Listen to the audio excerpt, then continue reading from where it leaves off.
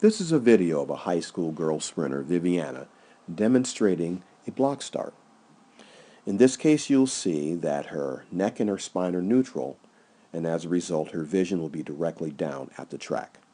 We coach our sprinters to never look down the track, but to keep the neck and spine in one line in a neutral alignment. Her hands will be beneath her shoulders, her arms are straight, her elbows are to the rear. Her front knee is near her forearm, and her rear knee is on the ground about a half distance between her front knee and her front heel. As she rises to the set position, you will see that her hips are now going to rise to a position above her shoulders. The front knee will be bent at an angle of approximately 90 degrees. In this case, you'll see she's about 100 degrees or so. The rear knee is bent at an angle a little bit greater than that. Usually it's about 120 degrees or so.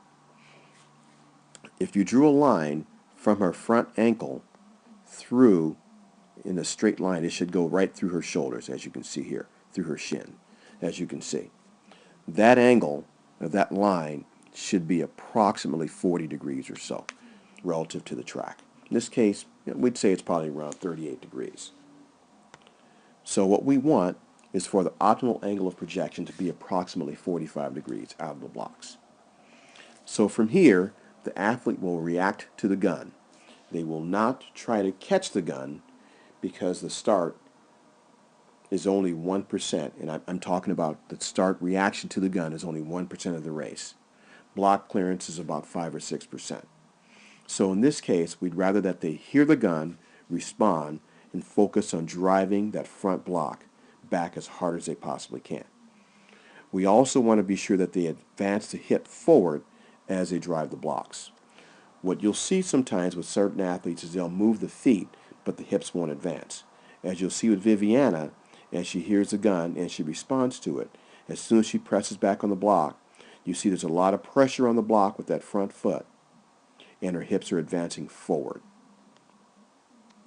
Watch the block.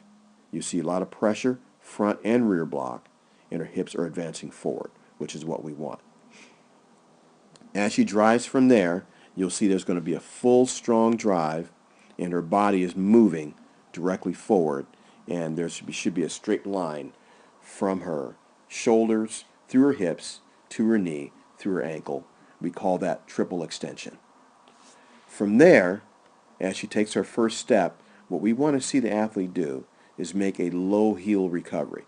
We do not want to try to bring the feet up to try to be quick, because at this point you're spending more time on the ground, so it's more important to use more power.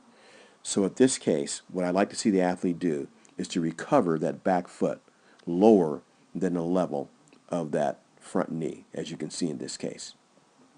So do not try to bring the heel up underneath the butt too soon, but get that foot back on the ground. Now from that position, what we're also looking for is for the athlete to try their best to position the foot behind the knee. In this case, as you can see. Right here, Vivi, as she begins to really start driving into the ground, when she makes first contact with the ground, you see that her foot is hitting the ground at about 47 degrees. That's almost an optimal angle of projection, which is the direction that her body's going to respond and go, which is what we want.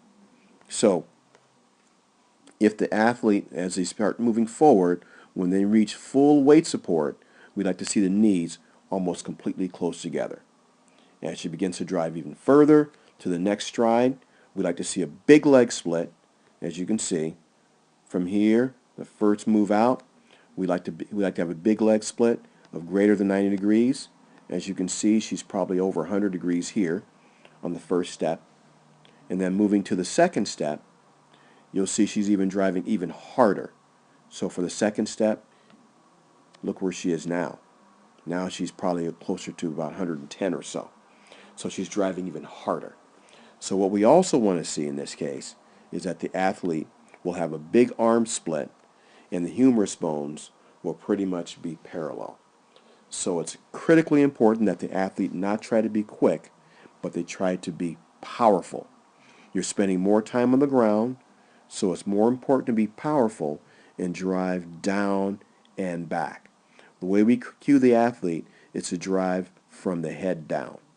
Push from the head down, big strides, big push, down and back, and the athlete will displace more to the front, and they will cover more distance. And as the athlete begins to run faster, of course the heels will raise up higher, and then we get to a more efficient upward running maximal speed position.